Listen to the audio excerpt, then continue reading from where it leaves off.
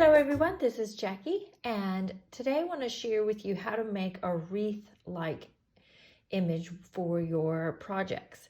Now I'm going to be using the Forever Fern stamp set, but please don't feel like you are limited to greenery or leaves sort of images for making a wreath. You can just make a circular shape using anything, hearts or stars or anything like that, just to create a wreath shape. So first thing we need to do is create a template, and it will look something like this, and it looks probably scarier than it actually is. So I'm going to show you quickly how it goes together. So you want to start with a piece of grid paper. It's helpful to have the grids. If all you have is copy paper or cardstock, that's fine too. And then you want to take a piece that's the size that you're going to stamp on. Now it's really handy if you're stamping on a piece that is a die cut, because then rather than cutting out that little template we're going to make, you can just use a die cut to cut the shape. But this is 4.5 inches square, and you have on one side of your grid paper inches and centimeters. So if you measure in centimeters, it'd probably be better to use this side, because then the grid lines will match up with your shape. But since I used inches, I'm going to use this side. Okay, so I'm going to place that onto my grid paper about in the center. It doesn't really matter if it's not in the center. And I'm just going to take my pencil and mark where that's sitting. Like I said, if you're using a die cut shape, you could just die cut it out. You wouldn't have to trace it around. And then I'm going to rotate this 90 degrees and do the same thing. Now, this is where having the grid paper is especially handy. So you can, from the edges of where you've traced, make sure that you have your piece right in the center, which I do, on center, top, and bottom. And then you can count the squares and make sure you have it lined up. And then I'm just going to trace that piece. And once those two pieces are traced, you can just take your scissors or your trimmer and cut that out. And then you will end up with something that looks like this. Okay, then we're going to place that into our Stamparatus. And I'm going to go ahead and use the magnets just so it doesn't move too much. Okay, then I'm going to grab the piece that I've going to stamp on, and I'm going to place that first in like this, and it should fit, or pretty well. I see my hole's just slightly bigger, but that's okay. If it were die cut, then of course it would be perfect. Now to place your stamp, you're just going to want to put it in the position, your starting position. Now it doesn't really matter where it's positioned, as in top, how high or how low. It's just your wreath will be smaller or bigger. Okay, so you just decide about where you want it to be. Okay, and then I'm going to stamp in gray granite and just stamp that down. Then I'm going to take this piece and I'm going to rotate it to the next slot. So now it's sitting on an angle on a diamond, like a diamond. And then we're going to drop that and stamp that down. And then I'm just going to keep rotating. You may have tried in the past, so you may know that it's actually very difficult to stamp things evenly freehand, and it's very difficult to stamp in a circle. So this is a way that you can get a perfect circle shape using your Stamparatus. So move that out of the way.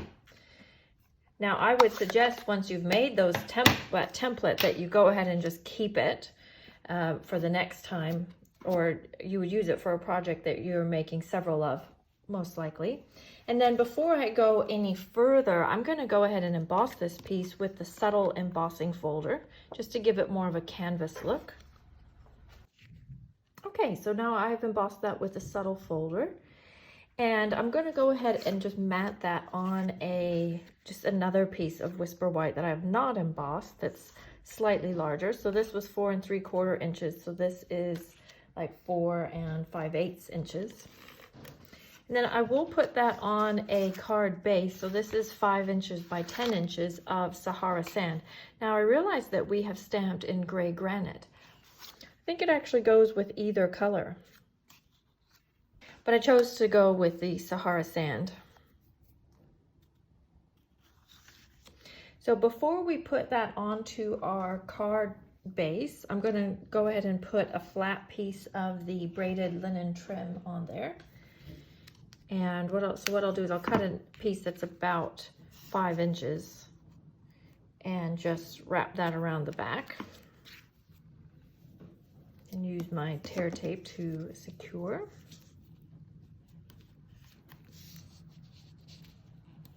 And then I'll put this up on the card base with dimensionals and place that on the card front. Okay, now I'm going to finish decorating my wreath and then I'll finish the ribbon. So out of the Forever Fern bundle, out of the dies that go with that, there's this little kind of double leaf die. And I wanted to keep this relatively clean, this card, like not too much grunginess, but I like some texture. So I've just inked around the edges with a bit of Versamark and just used the ink pad directly on the paper. And that will darken the edges. Then I'm going to cut this in half so that I can spread it to be a little bit larger than it, cuts out to be initially. And I'll just put a little dot of glue just here at the bottom, because I want to leave that top bit free so that it kind of still has some dimension, like that. You could even kind of curl it with your bone folder if you wanted. And then do the same to the bottom, but like I mentioned, just spread them out just that little bit, so it's just that little bit larger. And then I have used the Hello from this stamp set and white embossed that on black and cut it out with the ornate frames, or one of the dies from the ornate frames. And we'll put that on our card with a couple of dimensionals as well. And I'll put that over where we had that gap. Okay, now I'm going to go back to my ribbon. And I'm going to cut a fairly long piece of the braided linen trim, and we'll slip that underneath that existing ribbon and tie a bow. And actually, I'm going to tie a knot first. Move that up a little bit. And I'm going to take some of this tulle ribbon. I don't need very much, a couple of inches of that. And I think I'm going to cut it in half. I'm sort of experimenting here, but we'll see what it looks like. We'll cut it in half the long way like this, and then just lay those couple of pieces in there, and then we'll tie the bow around that. So trim those down even shorter. And then these tails, you can leave them as is. I'm just going to fray them a little bit. And then you can always grab a glue dot to get it to lay and behave as you want it to. Okay, so I want to keep this card fairly monochromatic, so I'm going to grab my champagne rhinestones. I love these. They tend to go with everything. And I'm just going to put a few of those. Even though they're just slightly peachy color, I think they're still quite monochromatic for this card. I just realized I forgot something. I'm going to take the little speckle stamp. I'm going to do it after the fact. The little speckle stamp, but you can do it as you're building your card. And just sprinkle that through your wreath. I think it kind of ties it together, as these little splatters of ink often do.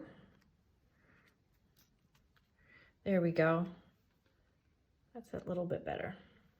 Now for the inside of our card, I've just got a piece of Whisper White, and I'll grab just one of the leaf stamps. Well, it's the same leaf stamp as this one, but it's the one that's facing the other direction. So that way I could kind of do the inside without taking that other one off of the Stamparatus. There we go. We'll put that on like so.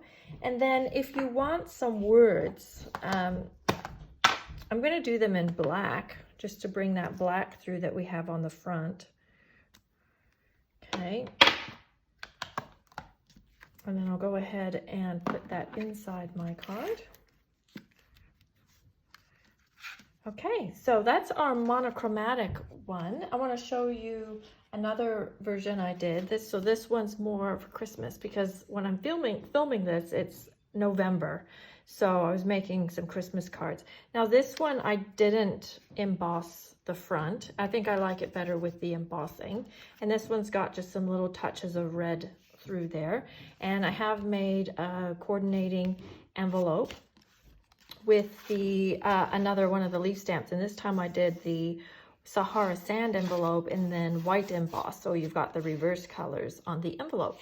So I hope you enjoyed that and you give this a try, and don't be scared of this template. It's just your two shapes, one direction and then turned 180, no, actually 90 degrees, and then the other direction to create your template. So have fun with that, and I'd love to see some samples you made. Thanks for watching. Bye-bye.